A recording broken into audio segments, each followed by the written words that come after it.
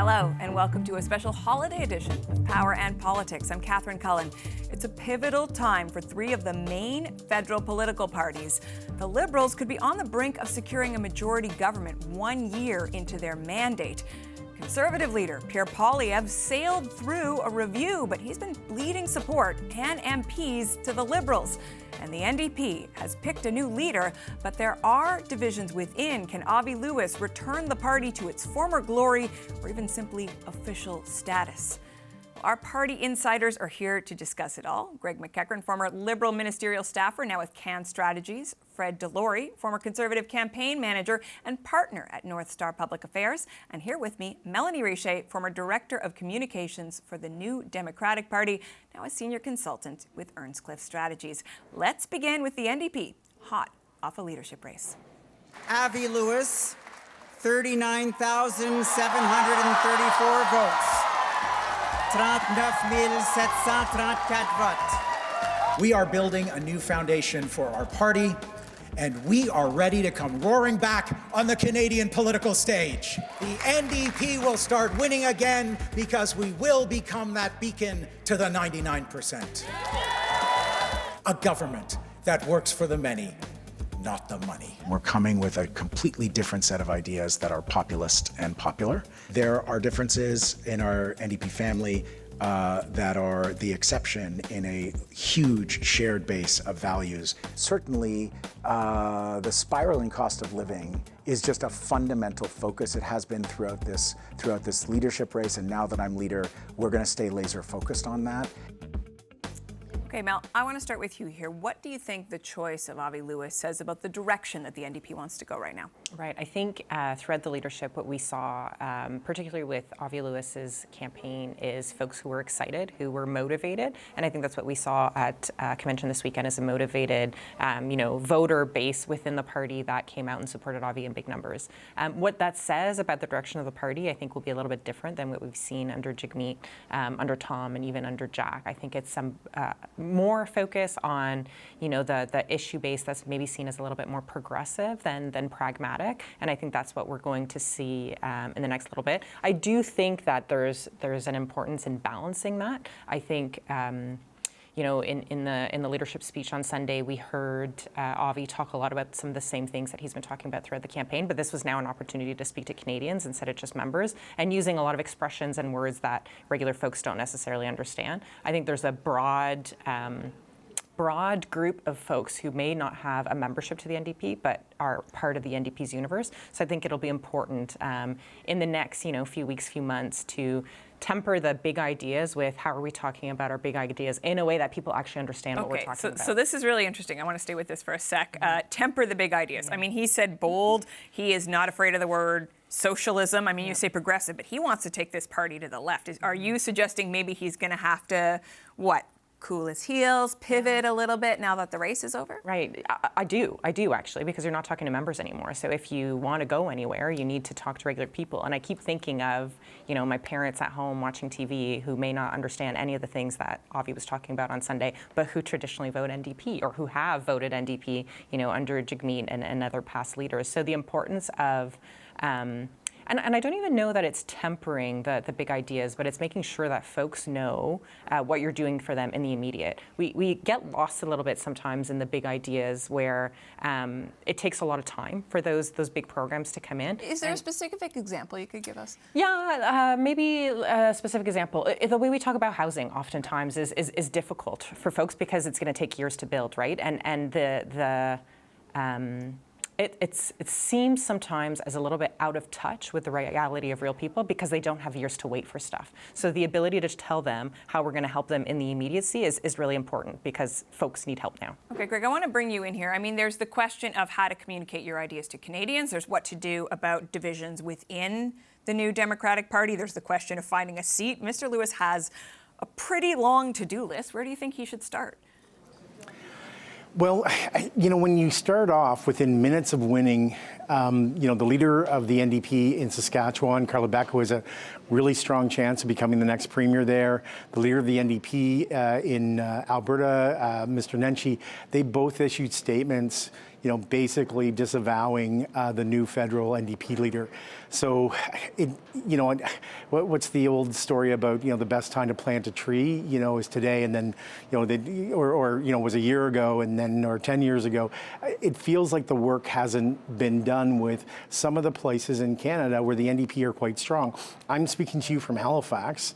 The official opposition here is the NDP. In Ontario, the official opposition is the NDP. Wab Kinew, Premier, BC Premier, and then the two leaders that I just mentioned.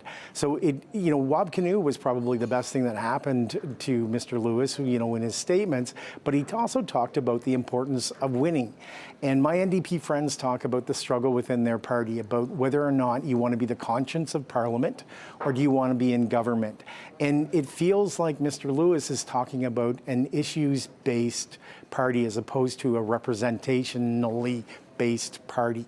And, I can't help but think of the moment right now, the challenges that the Canadian auto industry is going through. And I think back to the 80s and Ed Broadbent, who represented Oshawa, the heart of a lot of auto manufacturing in Canada. And it seems to be a big gulf between Mr. Lewis and those traditional NDP voters. And I think that's going to be a big challenge for him. Fred, wrote something about the NDP that got a lot of people's attention last week. In our comments last week, I had, NDP supporters on social media, kind of attacking me, how as a Liberal are you going to say this? But if I lived in Calgary and I'm looking at a premier that is talking about allowing a referendum around separation, she's playing to the base of her party, and there's no Liberal Party, I'm looking to people like Mr. Nenshi to make sure Alberta stays in Canada. So, the answer to your question, Catherine, is I think the new NDP leader has a huge burden ahead of him, and with two leaders that are waiting to take over in those provinces that don't feel like he reflects their values. Okay. Fred, so Greg referenced what you wrote on your Substack, which was in part that the provincial NDP should be terrified of what Avi Lewis's leadership will bring. I mean, Greg referenced that conversation with Wab Kinew. Wab Kinew's probably helping Avi Lewis out a bit here, but Avi Lewis is saying, listen, there is still common ground. We can still work together. Do you think he can mend some of those fences? And as a Conservative, I mean, you guys need the NDP to do a little bit better. Are you anxious to see him up his game on that front? Yeah, look, if he's who he is, if he's true to himself, he won't be trying to moderate his game. He spent his whole time, his whole career attacking moderate New Democrats. Basically, Tom Mulcair in 2015 actually had a path to victory to become prime minister. There was times when his party was leading in the polls. And that wasn't good enough for Avi Lewis and his friends, his more extremist friends in the NDP, and they took out Mulcair. They totally disavowed his move to the center. So I just don't see it at all something that Lewis can do. This is a guy who wants to nationalize grocery stores, who wants to defund our military. He was very specific, I will say, on Power and Politics earlier this week. He does not want to nationalize grocery stores because that would be taking private corporations and putting them in the hands of the state. He wants there to be publicly run grocery stores, and that is an important point for him, so I just want to make that precision. Maybe that's a slippery slope to his eventual plan to nationalize, but I think, but even that, having, Canada Post delivering groceries, is that next on his plan too? He's identified the issue, and that affordability is a major problem, but his solutions are just so out there, and I do not believe they're going to resonate, and I do not believe he is going to be able to put water in his wine. If he does that, then he is a real fraud, and I don't think he is. I think he truly believes in what he's saying, and I give him credit for that. And I think he's going to continue to push for that. To your point about the Conservative Party and how that impacts us, it definitely does have an impact. There's a three-party system, and when three parties are healthier, it allows a party like ours to perhaps come up the middle. But the NDP has been really built on a three-legged stool. I'd say you have your environmentalists, you have your Champagne socialists, you have your blue-collar workers. the leg of blue-collar workers is off that stool and tipped over, and that's where the Conservatives could really focus more on, and have done well, can get more on that. We've only got a minute here left, and with the Champagne Socialists, I have to get Mel in. But Mel, I think the question I want to ask is, the status quo isn't working for the NDP, so maybe they need a Zoran Mamdani moment. Maybe they need to be bold. What do you make of that argument? I mean, I think trying to compare Avi Lewis to Mamdani is just not, touching grass. Just because I think even when you look at what happened in New York City, he's still using words and he's still doing things that are pragmatic and something that can happen quickly. I think he's just taking the opportunity to inspire folks while he's at it. So I think that'll be the big challenge for Avi, on top of bringing everybody in and not harming chances for provincial parties of becoming government. Is John Horgan said it best when he was still premier, is we know the things that we need to do to make people's lives better. We have to do them. The Liberals have made it clear they're not going to. So to do that, we got to win. And you have to be able to go get folks who don't typically vote for you or have membership cards in order to do that. Okay, just one block down and already it's spicy. Still to come. Could a pivot help Conservative leader Pierre Poilievre resonate with more Canadians and reverse his party's flagging fortunes? Our party insiders talk about that next. Can we call it a pivot? Conservative leader Pierre Poilievre has begun taking international trips to defend Canada's interests and selling what he has to offer in more interviews, including an appearance on the controversial yet highly popular podcast, The Joe Rogan Experience. When you believe in something, you fight for it. And most of all, when you start something, you never give up. What President Trump says about Canada is wrong. We should not declare a permanent rupture with our biggest customer and closest neighbor in favor of a strategic partnership for a new world order with Beijing. We need to be stronger at home so that we can have unbreakable leverage abroad. Net zero policies drove energy and food costs up and paychecks down, all to fill the pockets of green grifters. Conservatives believe a new policy approach that restores manufacturing to both Canada and the U.S. So I fought like hell to win. I didn't win. We came very close. So I've said, listen, I'll leave it to the Prime Minister to do the negotiating. Mr. Speaker, he promised we'd be first, so why is he the worst? Too much bureaucracy. The new Liberals the same as the old Liberals, Mr. Speaker. Will he fire them, or will he just continue with the same Liberal incompetence? In the by-elections, we will be running candidates on the platform of making Canada affordable at home and stronger at home. But with the polls showing the Conservatives stuck at least 10 points behind the Liberals, can Pierre Poilievre adapt his attack dog image to resonate with more Canadians? Our party insiders are back. Greg MacEachern, Fred DeLorey, and Mélanie Richer. Fred, I'm going to start with you. We learned a lot about Pierre Poilievre's workout routine on that Joe Rogan podcast, but I don't know. Are there pivots in his moves? Do you think Poilievre is attempting something of a pivot right now, Fred DeLorey? Look, I've always argued against the word pivot. That's a very striking move where you completely go a separate direction. I think he's now getting on to the main agenda of what Canadians have been talking about and what they're concerned about when it comes to Trump and tariffs. He was obviously very good on affordability and crime and came within only 20 or so seats of the Liberals in the last election. So it did work in that regards. Now, he hasn't been strong on the tariff and U.S. thing until about a month or so ago when he gave his speech at the Economic Club, and then he's been doing his tour. He's went to the UK, he's went to the U.S., and his program on Joe Rogan. I think the strategy right now, though, for him and what they should be doing is get as much time as you can. Right now, the issue set is not good. We have a major trade crisis right now, and all eyes are on the Prime Minister to diversify our markets and get things moving. And it's not the real time for politics or elections. So I think time is on his side if he can get to that stage. There's a lot of Conservative MPs who, if an election were today, would lose their seats, and they're nervous about that. So I think he needs to, time is one thing, but also softening his voter coalition in terms of, his negatives, which are have been very high. And I think he's had some success over the last few weeks on this. I think the Joe Rogan thing was heard by millions of Canadians, and the polling that we've seen on it show that it's had a positive impact. There has been a tightening by a few points in a number of the major polls. He doesn't need to take over the polls or even tie them or even come too close right now. He just needs to soften the negatives. That needs to be his focus, and if he accomplishes that, he could get himself back into the running. And again, it all comes down to when the next election is and what the issue sets are when we are in that next election.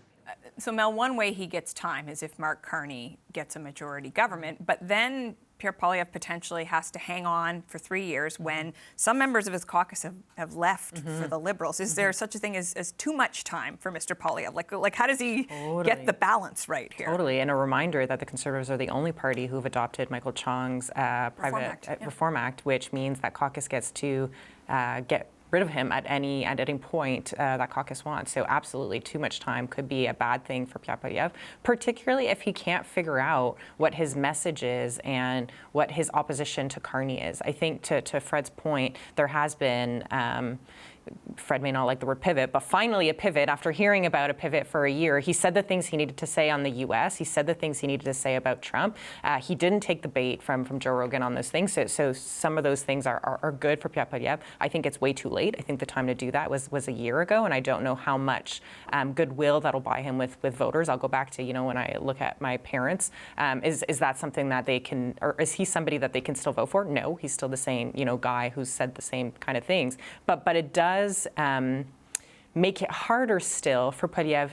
He hasn't figured out how to describe Carney and how to describe how different he is than Carney. And I think that's a major challenge because he's unable to make the choices clear. And in this weird time where he's been unable to do that, it's almost like he's lost ground on his issue sets. We hear him talking less about the cost of living. We hear him talking less about affordability because he's trying to match the Prime Minister on the Prime Minister's, international stage, seriousness, statesman-like. So he's trying to do what he had never done there. But in the end, I think it opens up a massive place also on affordability, and I think the opportunity there isn't actually for the Liberals, it's for the NDP. Greg, interesting question when Mel says, well, he's got to figure out how to describe Carney, but at the same time, some of what we're seeing, I think, is around how he describes himself, what he wants Canadians to see about himself. What is the bigger challenge for Pierre Poilievre? Is it how he deals with Mark Carney or how he presents Pierre Poilievre? Well, it's funny. One of the things that he had said, I think, in the Rogan interview was he said, I am the Prime Minister in waiting. And I find that odd that there's lots of people that have been described, prime ministers or premiers in waiting. They don't usually describe themselves that way. And it would have been perhaps a more apt thing to describe yourself in 2024. It's certainly not that feeling now. Up until about Christmas, the parties were neck and neck.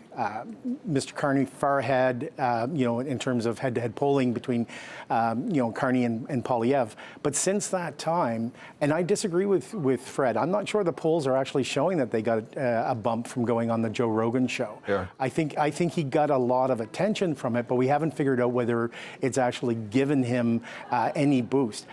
Look, Catherine, I do wonder, what does Erin O'Toole think some days? What did I do that was so wrong? When Poilievre gets chance after chance after chance, if he goes on a podcast and talks about the RCMP being politically manipulated. He goes on the Joe Rogan podcast, which we can talk about the reach, but still it's a podcast where some very unseemly things were talked about. I still hear from people that they were very uncomfortable that, that Mr. Poilievre went in a show where he would talk about, who Justin Trudeau's real father is. I mean, that sounds like, American network afternoon TV in the 1990s. He did shut that. I mean, that was Joe Rogan's speculation, and Mr. Poilievre shut it down. Catherine, I hear what you're saying, but I would, when you say that, I would actually encourage people to go and watch that because there's a lot of laughter during that. It wasn't the hardest pushback I've ever seen. And he kind of said, no, I don't know about that. And I mean, that's the risk you go on when you go on a medium like that. I think that the challenge. He did say, and just because this, and I know you're concerned about this too, because this is an issue of public record and we're talking about Justin Trudeau's parentage. He said it's not true. We're all putting out there for the record. Obviously, this is just some creation, some conspiracy theory. Sorry, go ahead, Greg. Well, I mean, if you're going to go on a show where a host pushes conspiracy theories, don't be surprised when it happens.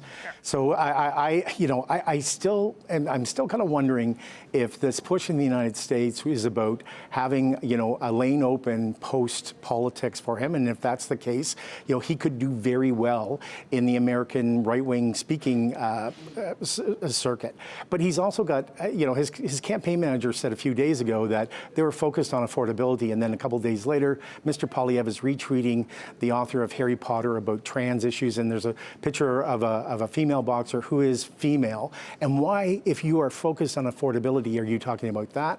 The other thing, Catherine, I'm noticing is he seems to have less and less control over his caucus in terms of caucus discipline. Jamil Javani, part of the reason why Mr. Poilievre couldn't go to Washington is if he didn't leave Washington with a meeting with after meeting with the VP and the president, like Javani did, it would have been seen as a failure. And you also have Mr. Javani voting the other day with props, using the Bible as a prop, which seems to suggest, well, the Conservative MPs who didn't vote with a Bible, what's up with them? Fred, Greg raises the question of what Aaron O'Toole, your former boss, might be thinking. Why didn't he get a second chance? Well, he didn't get a second chance because of the Reform Act and because of Conservative caucus. So I wonder how much you think Mr. Poilievre needs to be concerned about that issue, and that being perhaps the biggest challenge to his leadership right now. Well, since Poilievre passed the leadership review at the convention, there is no other way to take him out as leader other than if caucus does it. And they do have that mechanism they could use. At the end of the day, I was Aaron O'Toole's campaign manager. I ran 2 of his leadership campaigns in his general election and would have been happy to run his next campaign if he had asked me to. But at the end of the day, caucus didn't support him, and they chose to remove him as leader. I'm not hearing anything like that happening right now in the Conservative caucus. I know when there was floor crossings happening, there was reports of up to a dozen MPs who were very, unhappy with Poilievre. That's a very small percentage of a caucus this large. This is the largest opposition caucus in Canadian history with 140 plus members. So there is no movement right now, but it is something he has to be mindful of as he goes in, and as we talked about the timing. I do think time is on his side, but if things don't improve, if MPs are still worried after a year, if we're talking about the same conversation next year, this could move. But I remain convinced that Poilievre will lead our party into the next election unless he himself determines that's not what he wants to do. Fred, you're saying he needs more time. We just have a minute here, but I'm wondering, is the ultimate conclusion that it's a good thing for Pierre Poilievre if another MP crosses the floor, or even if he's bleeding more MPs to the Liberals, that ultimately that helps him? Well, no, we don't need that. If the Liberals do a clean sweep in the by-elections, they'll have their true majority. So it's not like that adds another in terms of prolonging this parliament. So and obviously losing a member is not helpful. Okay. We are going to leave this conversation there, but we're not done yet. Still to come, can the Liberals capitalize on their momentum heading into those 3 federal by-elections that could, as Fred said, push them over the edge of a majority? Our party insiders will be right back. In just over a week, Canadians in 3 federal ridings will head to the polls. By-elections in the Quebec riding of Terrebonne and in 2 Toronto ridings, University Rosedale and Scarborough Southwest, could determine the balance of power in Parliament. The government sits just 2 seats shy of a majority, and heading into those by-elections, the Liberals are seeing a significant lead in the polls. We are in the midst of a rupture, not a transition. Middle powers must act together because if we're not at the table, we're on the menu. Canada thrives because we are Canadian. We will not tolerate foreign interference, transnational repression by anyone. NATO confirmed that Canada has achieved its 2% defense expenditure target. I expect the U.S. administration to respect Canadian sovereignty. I'm always clear in my conversation with President Trump to that effect. Canada supports the United States acting to prevent Iran from obtaining a nuclear weapon. We do, however, take this position with regret. Always great to be in Edmonton, the city of champions here. Quite honestly, it was the speech in Davos. I think it opened a lot of eyes for Canadians. Very honored to welcome DeLorey to our caucus. Many things that have allowed me to really reflect on this, and I'm very thankful to be so warmly welcomed. Is it time for a spring election? It's time to do a lot more work. There'll be a few by-elections coming up, and we'll run great candidates, and the people in those ridings will decide who they want to send to Parliament. So can the Liberals capitalize on the momentum and secure a majority government? Let's bring back our party insiders, Greg MacEachern, Fred DeLorey, and Mélanie Richer. Greg, I'm going to start with you. As we said, if they sweep all three of these by-elections, they have their majority. How significant will that be to the Liberals in terms of what they're able to get done, should that be the case? Well, there could be some changes in terms of the makeup of committee, and obviously, we can all count, although my high school math teacher might dispute that. But I really think that they will continue to operate in a lot of ways when you have a very small majority, as if you have a minority, because lots of things can happen, events, dear boy events. And I do think that you don't want to put too much power in the hands of one single MP for any reason. And there's many things that could happen, including illness, things like this, family matters that may make a member of parliament decide. So don't count on that. There's a book, Discipline of Power, on the Joe Clark time as Prime Minister, by Jeffrey Simpson, and it's really about how Mr. Clark governed that minority as if he had a majority.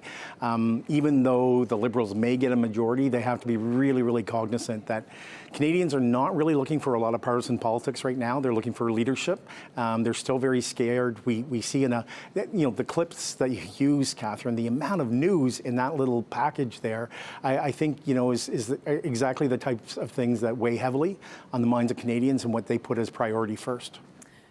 Fred, the Conservatives and the NDP have talked about shady backroom deals, getting a majority government. It's the wrong way to go. But if you were in the Prime Minister's office, would you really say to Mark Carney, sir, don't do it?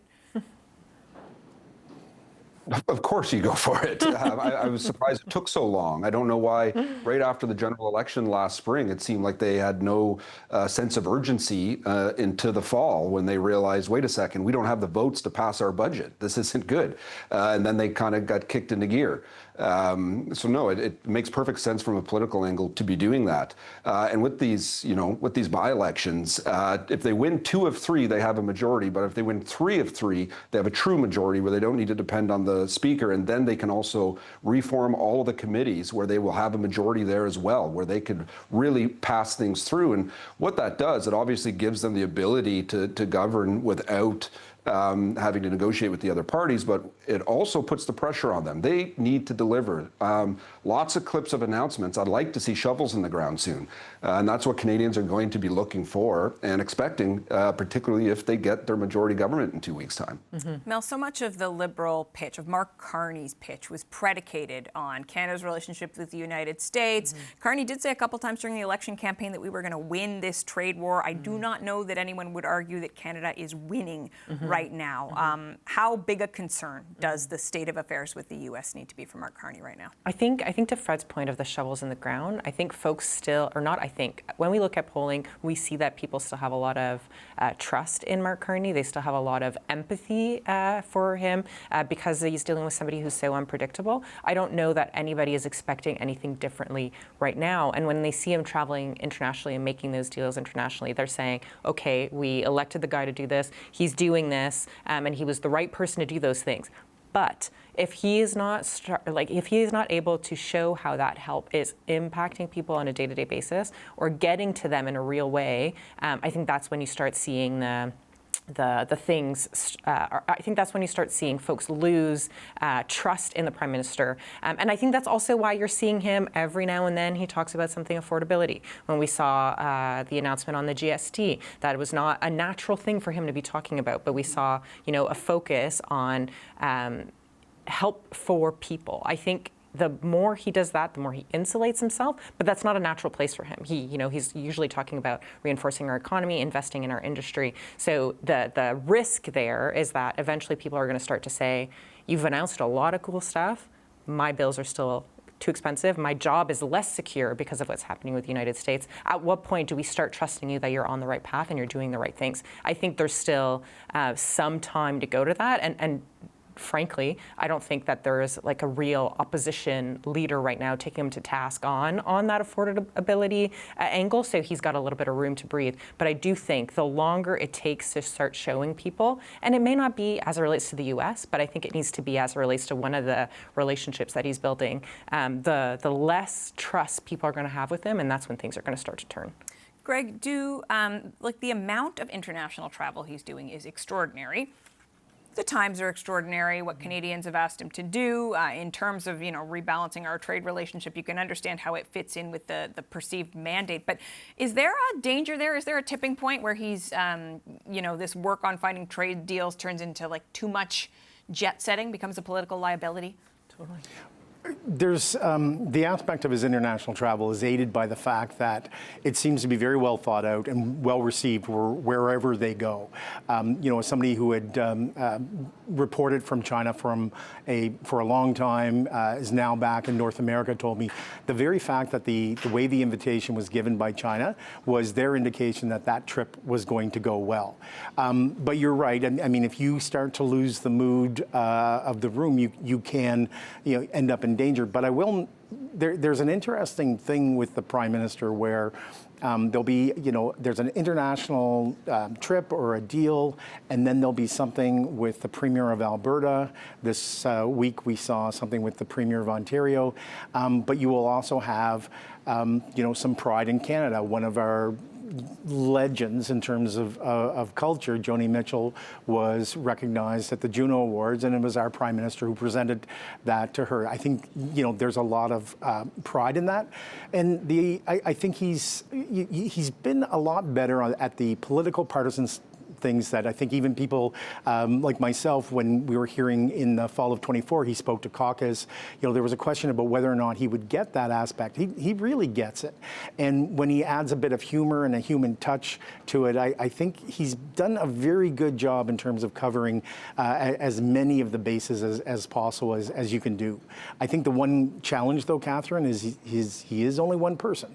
And when you have a very, person-dependent brand, as Liberals saw with Justin Trudeau, you have to have, some long-term planning. And I always refer to the Chrétien cabinet, where he had people on the right of the Liberal Party, people at the left. There was something for everyone there.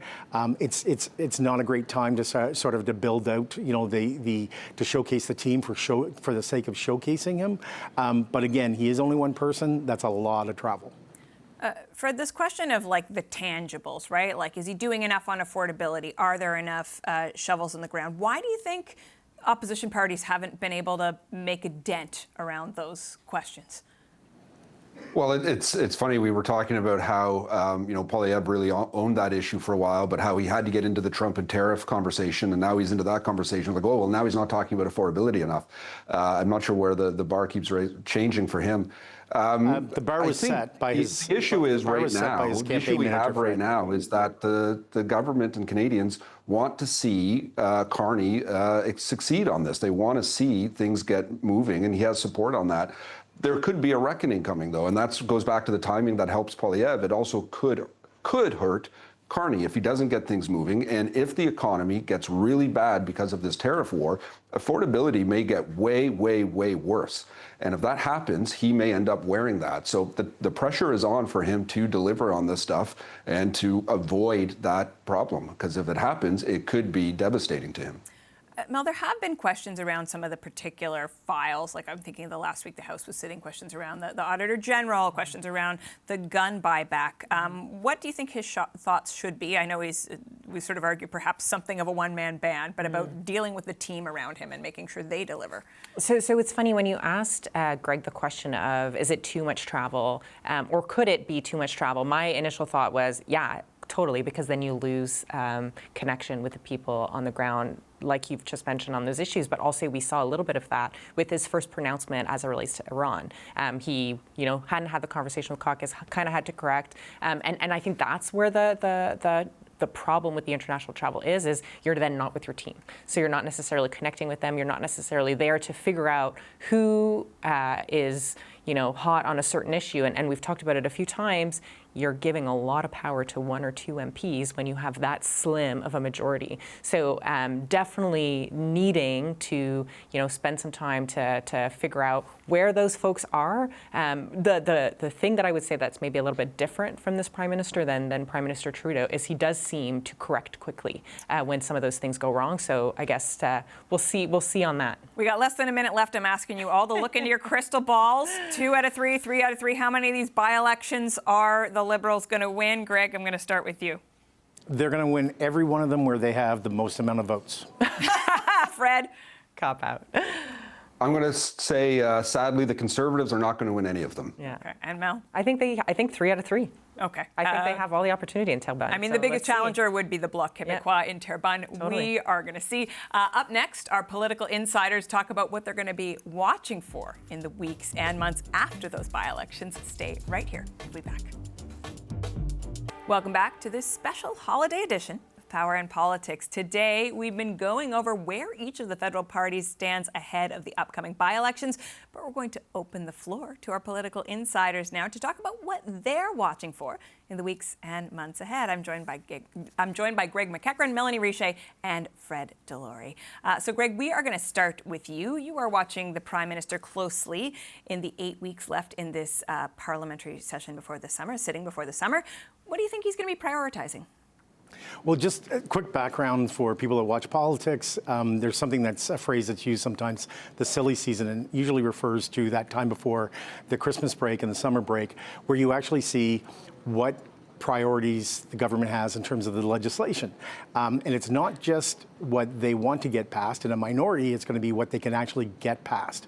So the by-elections may have a lot to do with what happens before the summer breaks. There is a long session that goes from May to June. And, sometimes there's extended hours. There's, I know this week it was hard to believe this in Canada, but it gets very, very hot in Ottawa very early. And a lot of mistakes can be made. The reverse in the fall was you had people like Michelle Rempel tweeting, we're going to win. There was an feeling that the Conservatives might decide on a confidence vote to pull the plug. We saw, thanks to some curtain shenanigans, that isn't the case. So I don't think that the government is as pressed in terms of whether or not the bills will pass, but it is a certain amount of time. And what does the government want to be talking about over the summer, going into the fall? We're going to see that in May and June. Mel, thoughts on silly season? Yeah, silly season. I'm glad I'm no longer on the hill for silly season. But I would say I think the government needs to start passing some stuff and start delivering on some of their strategies that they've introduced, but not necessarily move the needle on. I think that's what you're going to have to start seeing, particularly if they've got, the ability to reconstitute. Thank you. The Francophone in me was putting the wrong accents there. Committees, and has a little bit more room to do what they want in the House. Fred, do you think they need to put the pedal to the metal, as it were, if the electoral circumstances allow it? Absolutely. They need to get things through the House. They need to pass legislation. It took up until about a month ago, only one bill had passed the House in Parliament as a whole. So they seem to have that goodwill now with the other parties. There seems to be things moving constructively. But at the end of the session, I think it'll be helpful to their narrative to show, okay, we passed this legislation and now it's going to impact Canadians this way. Mel, so much of this is predicated on the outcome of these 3 by-elections that we have been talking about. 2 short of a majority, 3 would give them this sort of better set of circumstances where they could take potentially control of all the committees and whatnot.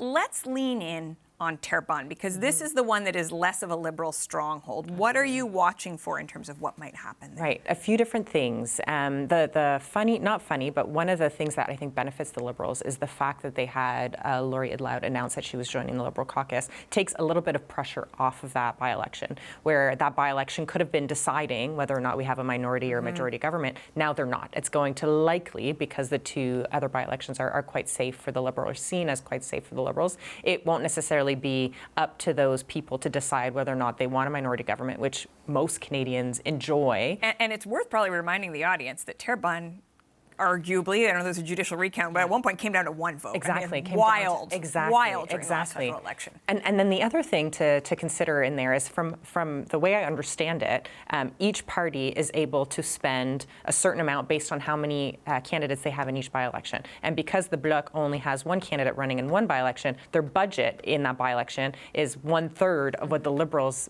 budget could be. So if you're considering the other two by-elections safe, you're going to pour a lot more resources in that election to bring your candidate over the board. So those are the things that I'm taking a look at, and I like to raise expectations for the other parties instead of lower them.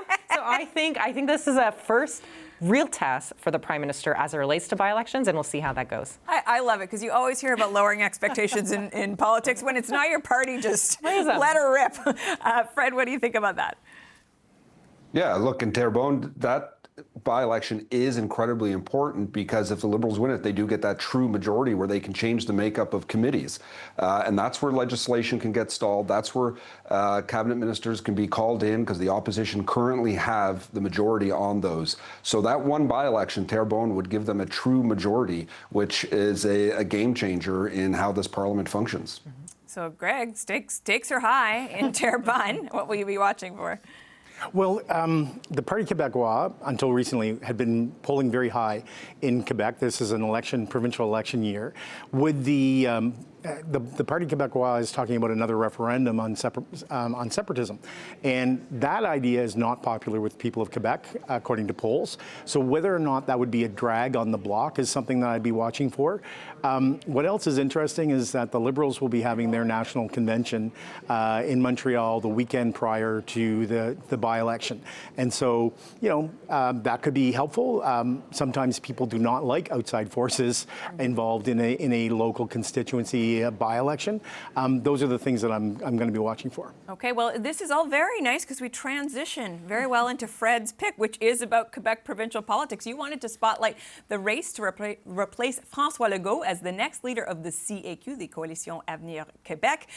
The race between candidates Christine Frechette and Bernard Drainville, with the voting set to close on April 12th. The successful candidate will lead Quebec until the provincial election expected to be this fall. Why'd you pick that, Fred? Well, just the timing's funny, too. April 13th is the by-election, and the 12th, Quebec gets a new premier the day before.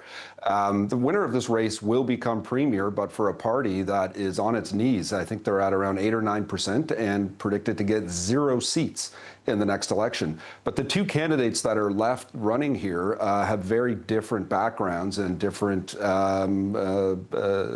appeals. One is a more moderate economic-focused person. That's Madame Frechette, and Monsieur Drainville is a hardcore nationalist.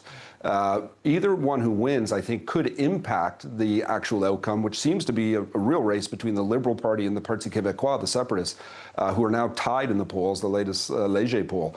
Drainville, if he wins as a hardcore nationalist, he could eat a bit into that PQ vote and help the Liberals. And if Madame Frechette, who's more Liberal aligned, if she wins, she could cause the Liberals some harm. So it's all going to be very fascinating. And given that we could, if the PQ win, they have promised a referendum to separate. So this is something that I think is incredibly important for all Canadians to pay close attention to. And maybe with the CAQ, the governing party dying, maybe the Conservative Party of Quebec, which now has one MNA, maybe they could get some growth out of this too. Mel, I mean, I already used up my "that's wild" a few minutes ago on Terrebonne. But what is happening in Quebec provincial politics is remarkable. When somebody told me the other day that they thought the Liberals really had a shot, and I thought, didn't the provincial Liberals just have a scandal? Totally. What do you make of all this? And with the popular Quebec Liberal, right? Yeah, with Pablo Rodriguez. Yes, Pablo Rodriguez was, seen as somebody big entering provincial politics that could change things for the Liberals. And how funny that things changed for Liberals once he was out the door. I will say that I think the reason that things have changed for the PLQ in Quebec is because of that referendum question. It's because of that separatism. I think there's a lot of folks in Quebec who don't necessarily want to see that happening, and then instead of putting their vote behind the PLQ, they're I think supporting the Liberals as a response to that. I think, is it not also just about the intensity of the PQ leader, Paul Saint-Pierre Plamondon? I think so. I worked for Jagmeet, and we had quite a few few not so awesome interactions with him. So I totally appreciate why that is something that could be seen for a lot of Quebecers who do not see themselves represented in his version of Quebec. So I think absolutely that could definitely be something that's impacting too. And you know, Greg, all of these things always interesting in terms of the federal consequences too. What do you think about Fred's pick? It's interesting. I mean, there's a couple of lessons there about leaders picking their time to go. And I think everyone needs to take a look at, you know, when Frank McKenna left provincial politics, he had established a deadline for how long he wanted to be in, and he left, you know, according to that deadline. You know, you look at the Premier of Quebec, you know, incredibly popular. You know, Teflon was used to describe him, and now not so much. So do we see an example there? We saw this, you know, when you do a quick leadership, sometimes it works. Doug Ford taught us that, and look what happened since. Look at the federal Liberals, as Mel kind of alluded to. What will actually happen there? But I will say that, like, Quebec Liberals feel like the wind is in their sails. The circumstances and how the province has responded to the change of Liberal leaders has been, they're very happy with that. They think it's going their way. Politics in this country, folks, never boring, very grateful. And you know what else is never boring? The political pulse. So I'm so happy that I got to spend some time with you guys today. Thank you so much to our political pulse panel, Greg MacEachern, Mélanie Richer, and Fred DeLorey. You can watch them every Friday night right here on Power and Politics. Well, I am Catherine Cullen. Thank you so much for watching this special holiday edition of Power and Politics. There's more CBC News to follow right here on CBC News Network. Stay tuned.